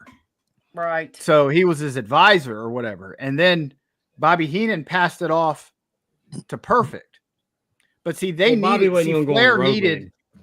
Flair needed something else there with him to make it work. Because those vignettes that they would do with the Four Horsemen, you totally saw all four of them in the limo together, hanging out, having a good time. That's not something we really saw in WWF. Like it's that believability that I preach about. Can I say this? Please. You know, even though I hated them as the Four Horsemen, because, you know, it was Rock and Roll Express and this, that, and the other. But when they came out and the logo came on and then it pulled down and you see them there in their shirts or whatever, they were holding the belt like what it was meant to be. They were holding it like a championship. It was coveted, and it didn't matter if it was the national or the world. It all mattered to them. Not like in today's wrestling where it's all about the world or nothing else. But the way they would hold those belts, the way they would talk about them, they didn't wear them out there. They didn't. And Tully said many times on interviews. Now we used to tell the wrestlers, you carry the belt, you wear it to the ring, but you carry it everywhere else on interviews and whatever. But it just made you like, you got such great shots to the belts, and it made you, I was like, man, I love the way they're holding those belts and it made the belt feel like what it was, a championship, all the way down from the TV title and national, which is lost, I think, today. Yeah, back in the day, having the TV title, having the Intercontinental title, having the United States title, it meant something. Yeah, and today it's not. It's the world or nothing. And and another thing, to Amy's point, the tag team. That's why I'm just not a big fan of today's wrestling. Where's tag team wrestling? It's dead. It's absolutely dead. Don't put two people together. I want to see a name and a tag team. And I always thought today you could give more wrestlers time off if you developed, hey, this week we're going to focus on this storyline in tag team, or we're going to focus this week. You could give more wrestlers the time off. But to me, today's wrestling is the same 5 people in the ring cutting 20-minute promos every Wednesday, Friday, Saturday, whatever nights they are. See, that's the reason why I like FTR. FTR that's why I'm such a fan on the indies of horsepower. Yeah. Nate Collins and Eddie Martinez horsepower has been around for, what I say, 4 years. I mean, they're an established tag team on the indies. Muddy Waters is an established tag team. You got these teams that they will do some single stuff, but I mean, you look at them and they've got that. You don't get that very often, especially on the indies, because you're trying to get. Sometimes it's harder for tag teams to get booked on the indies because not every show is going to have a tag team match. Yeah, because you're paying 4 wrestlers instead of 2. Well, we can have Dav and Kev, the tag team. Well, me and you will team up. You'll come sliding up, and I'll come in a wheelchair. My wife will me out in a wheelchair, and we'll do a heel. We'll win with giving the old ladies and hit them with. I've got a finishing maneuver where I actually punch the guy in the fist with my face.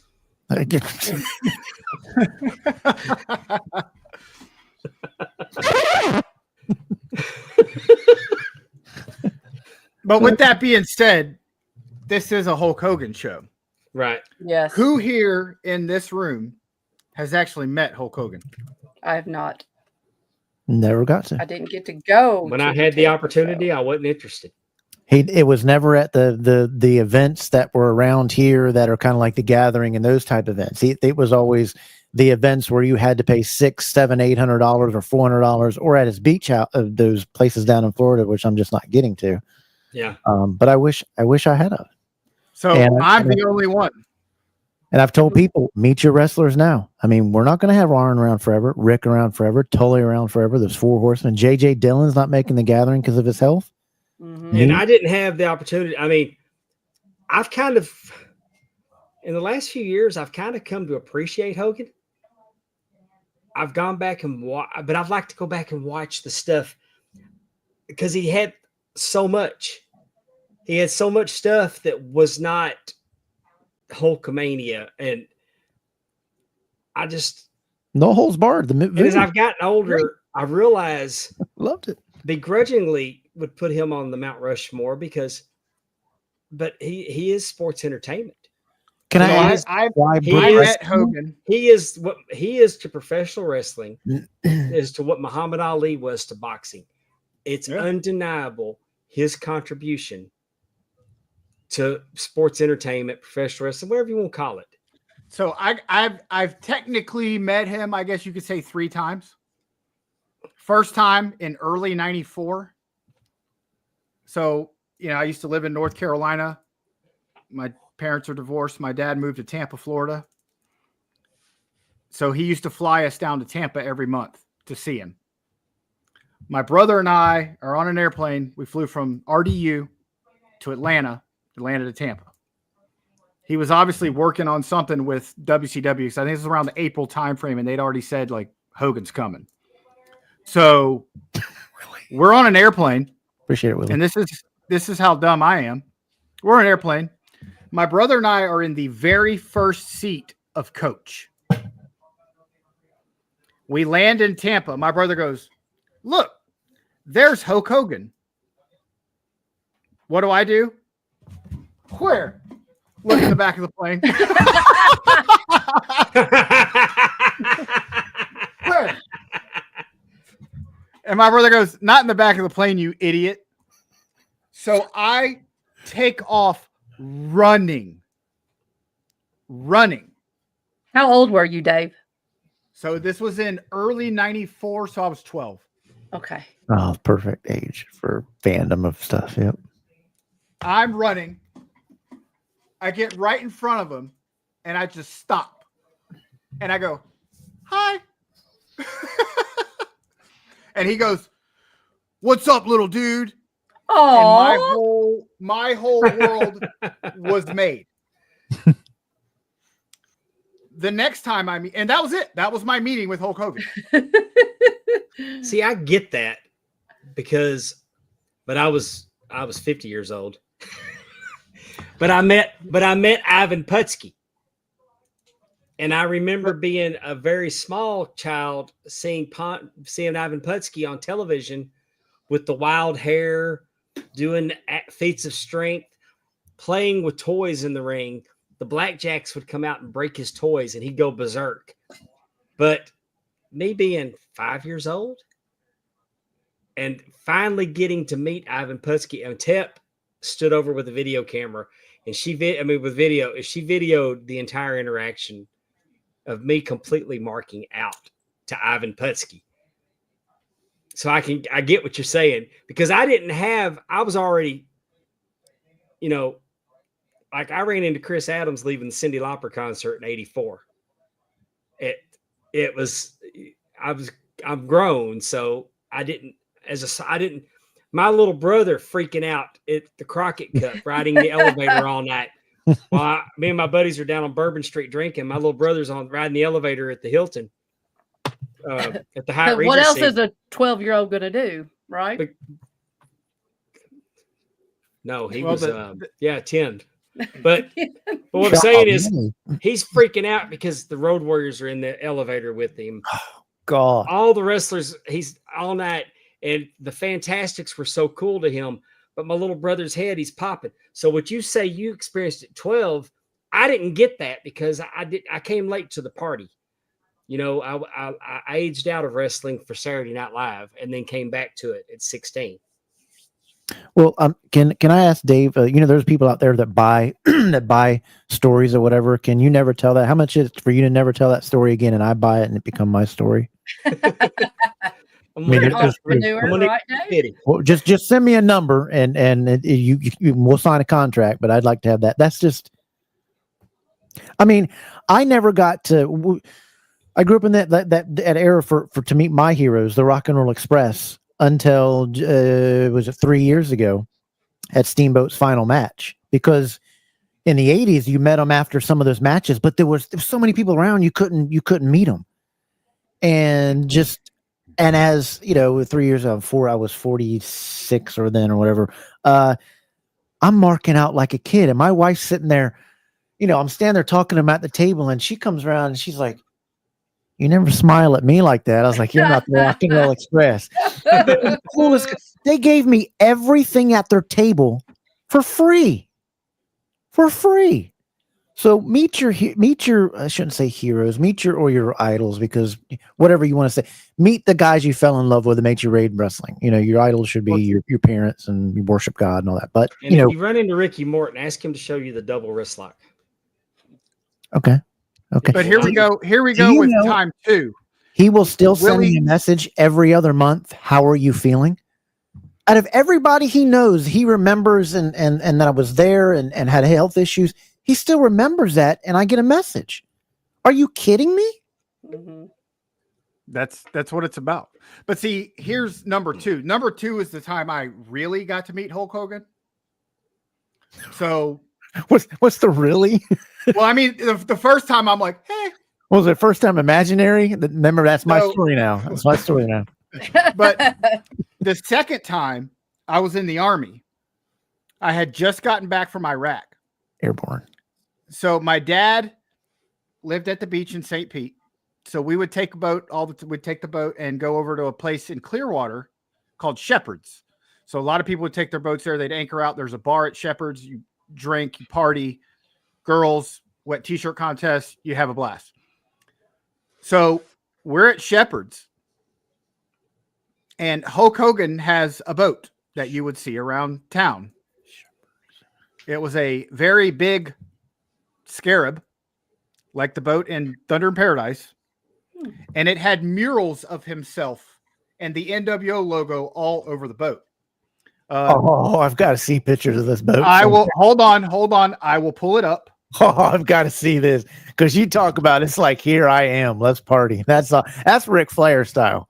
Okay, so I have the picture. Let me save it. Because I've seen Ric Flair come into a bar and be like, "I'm here. It's time to drink." All right, I've got a good story about that later. So anyway, so Hogan comes to Shepherd's. Where do I save this picture? Video clips, loop. Normally, got to turn it into a PDF. Just you can put it overlays. You can put it in the overlays, and it'll overlay over all the way at the top. Just put it in overlays all the way at the top. Good looking out because I always create a PDF. Yeah, you can put it in overlays. So here is the boat. There you go. Gosh almighty, that's what I'm talking. That's a fountain power boat. That's a disgusting display of wealth. It's a scarab. Right there. It's a scarab. You sure that's not a fountain? No, it's a scarab. Okay. So that's what he drove. And he actually sold it to a guy that lived right down the street from my dad. Jeez. We've got to party more at Dave's house and hear some of these stories. So I got to buy some more stories, and these are mine. Here's a little bit better picture of it. So there's with all the murals on the side. God, it looks just like a fountain. Jeez. So they pull up to Shepherd's. And at this time I'm 21.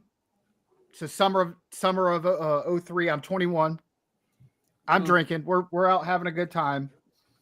I kind of just let it be, not to be that guy. Like, oh my God. You know, just whatever. So I go to get in line at the bar, and right behind me, the shadow.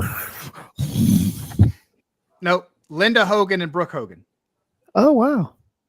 So at the time, Brooke's like 16. And I mean, I'm 6 foot tall. She towered over me. Really? Brooke did? So Brooke did. Yeah. So I know she gets a lot of shit now. Linda Hogan could not have been any nicer of a person. Because I was there with Army buddies. We're telling, like, you know, we just got back from Iraq because we got back in July. So this had to be July, August timeframe. We just got back from Iraq.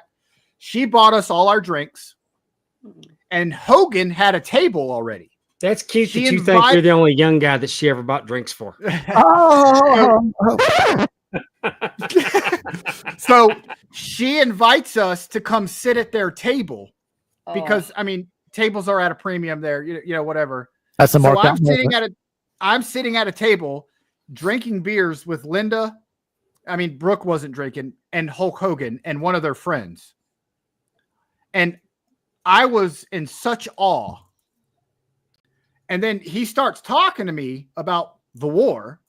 And I don't really go into a lot of details with my life and the things that happened in the war. Mm-hmm. So, you know, I kind of get it away from that and let him know, like, hey, man, love you so much, but this ain't, I don't really want to talk about it because it was still very new to me in that time. So we start talking about wrestling. But he keeps asking me stuff about my life. So it wasn't just me sitting there and him just, you know, obliging me with all whatever. He genuinely seemed interested in me and my buddies. And it just happened to be that, like I told my wife last Thursday, I said, Hulk Hogan died. To me, my superhero in life until last Thursday was always Hulk Hogan. And so that was like my, obviously, faith, family, stuff like that. But Hulk Hogan was my holy shit. There's nobody else in the world I'd rather meet than Hulk Hogan. So I got the opportunity to sit down and have beers with Hulk Hogan and they kept them coming. Yeah. For a good hour. And you're sitting there talking to this giant of a man in a blue weenie bikini. And I couldn't have been more excited about anything in my life. Because he was wearing a blue weenie bikini. So, but super nice guy. I couldn't have asked for a better moment in my life than for what happened. And I even told him the story of meeting him getting off the airplane and being too dumbstruck to even say hi. That was literally all I got out. But what was the response to that when you told him you met him at that age? What's up, little dude? And I'm just sitting there, and he's carrying this bag. His arms, and this is his skinny phase. His arms were just gigantic. No, but when you told him the story of meeting him at that age, did he laugh about it? Yeah, he laughed. He's like, "Oh, I get that." Because he is an imposing figure. He's this guy. He's larger than life, and the way his character was, it was all about the kids. So I'm sure that I was one of thousands upon thousands that's happened to. But some people say don't meet your heroes. I got the opportunity to have a beer with my hero, and I can say like, hey dude, my life's complete. I've met Michael Jordan. Meeting Hulk Hogan was the coolest thing that's ever happened to me in my life. Okay, Dave. Okay, well, I can't buy these many stories. Now you're getting into Michael Jordan.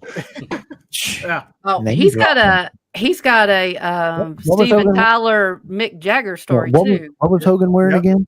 Because you were very specific on that. What was he wearing again? Blue weenie bikini. just making sure we got that one right. With a big straw hat. Blue weenie bikini, big straw hat. Yeah, it was. A lot of people say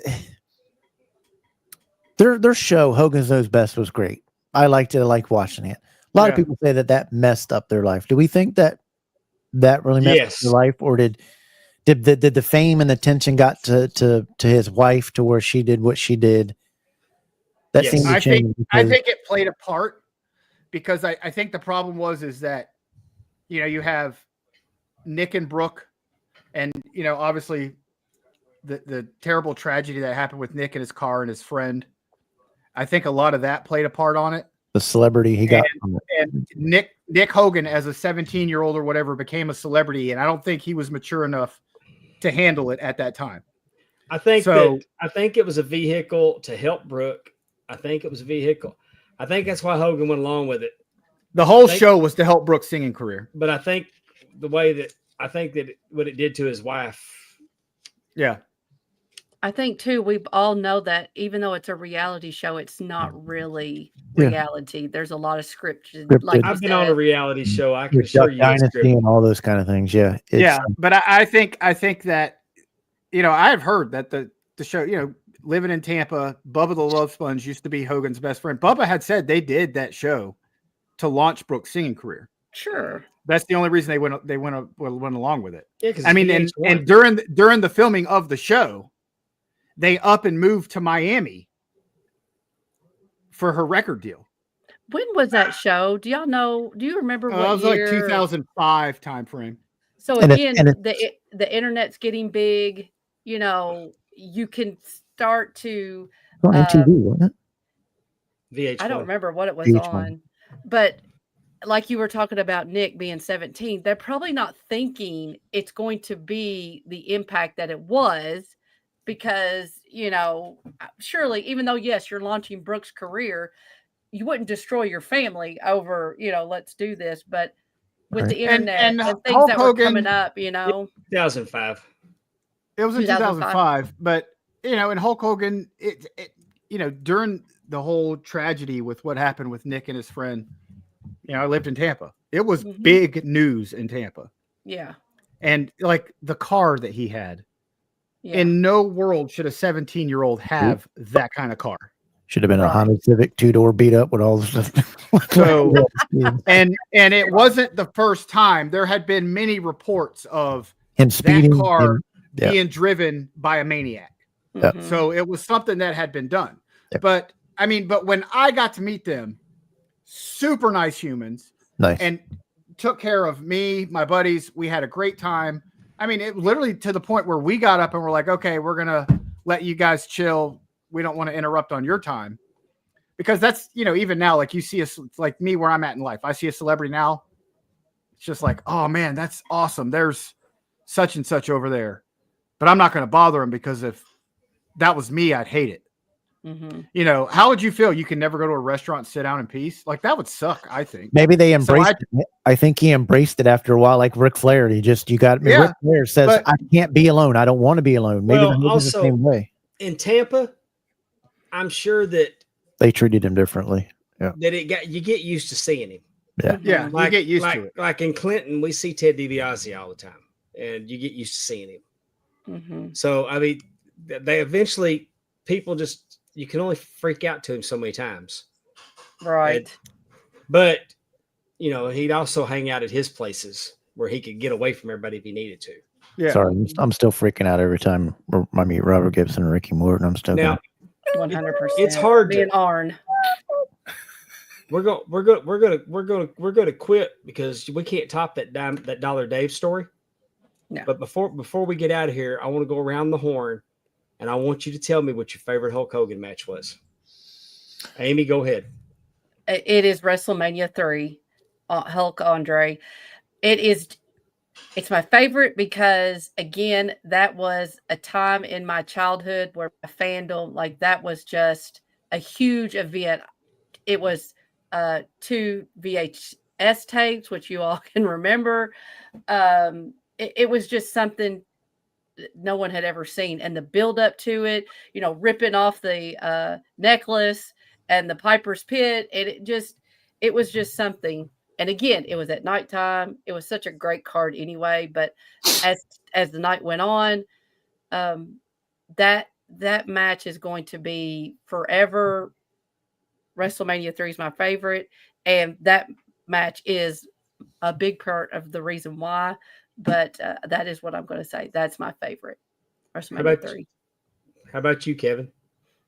I'll let Dave go first. As I'll go. I have a Here. 1A and a 1B, and 1B is going to shock you. All right. 1A, greatest Hulk Hogan match of all time. 1A, WrestleMania 5, Mega Powers Explode. Loved it. 1B, here we go. WrestleMania 7, Hulk Hogan, Sergeant Slaughter. Really? 9 years old. Yeah, okay. It's the peak of the American-Iraqi War. Sergeant Slaughter had, Hogan bled like a pig in the match. Sergeant Slaughter put the Iraqi flag over Hulk Hogan, went to pin him. Hogan kicked out. It was what dreams were made of. I always thought one of my favorite WrestleMania main events of all time was WrestleMania 7, Hulk Hogan and Sergeant Slaughter. I was not expecting that, but when you told me, the way you describe it, man, I wish I could have experienced some of that as a I was 9 years old. Yeah, it was phenomenal. All right, Kevin. For me, I'm sorry, it's going to have to be with the same first lady because we had just got our satellite dish out in the country. WrestleMania 3 was coming on, and I was excited. And growing up in the NWA and in the Hulk Hogan era, Hulk Hogan was it. Everybody liked him. And I hate that as Hogan got older, people started crapping on him more. Oh, no, I never liked him. I don't know. Everybody liked Hulk Hogan at that time.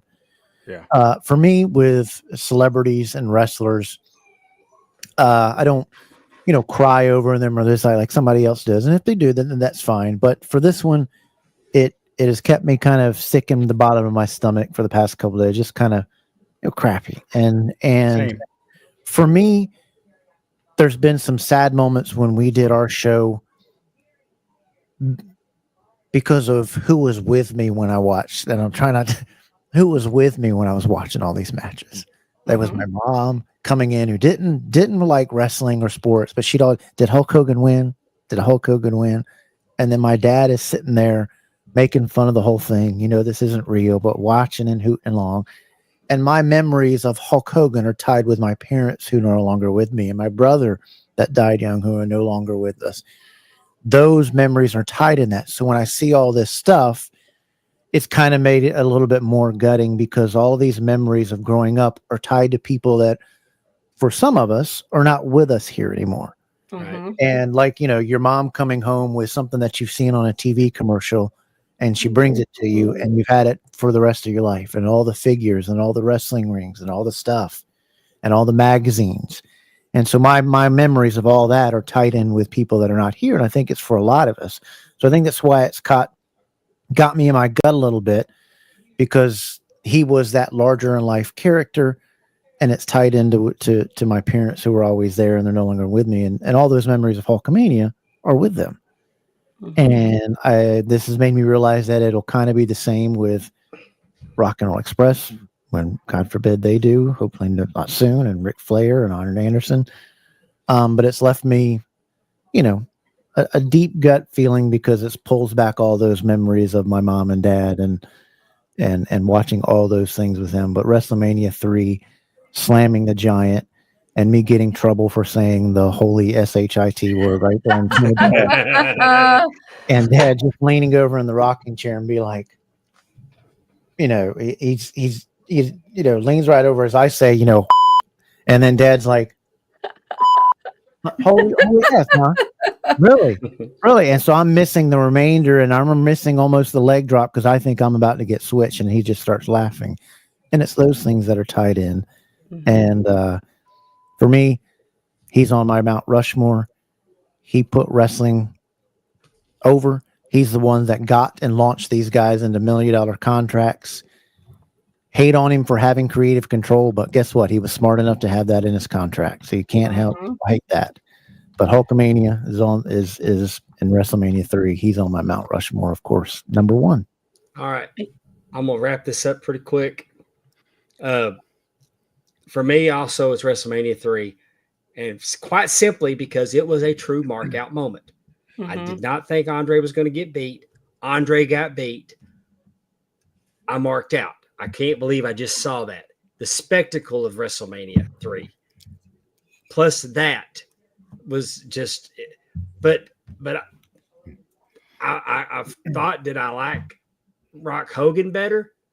No, I like the moment where I like the crowd reaction on that, not the match, the crowd reaction. Well said. But one of my other things that and this is where I kind of started turning on Hogan and respecting him more, was when Brock Lesnar beat him to a bloody pulp on television. Because I know what Hulk Hogan did for Brock Lesnar. And I knew Hulk Hogan wasn't never getting that win back. And that's probably part of the reason I got so mad at Brock Lesnar for leaving the way he did, to go play football, is because I knew what The Undertaker, what Ric Flair, and what Hulk Hogan had done for him to make him that monster. So those are kind of my things about Hogan. But to put it all to bed, because Amy's got to go, the last thing I saw about Hogan, I know that Hogan found Jesus. Hogan got baptized. And if nobody else in the world ever forgives Hulk Hogan, Jesus forgave Hulk Hogan. And I believe in my heart that Hulk Hogan is with Jesus today. And you can say what all you want to, because the one person that needed to forgive him forgave him. And I know enough people that knew him personally to know that wasn't a show, that he was walking that walk. and we're going to end this episode on that. And I just, I want to thank everybody for being here, and I want to thank everybody for helping us pay tribute to definitely one of the four on the Mount Rushmore of wrestling.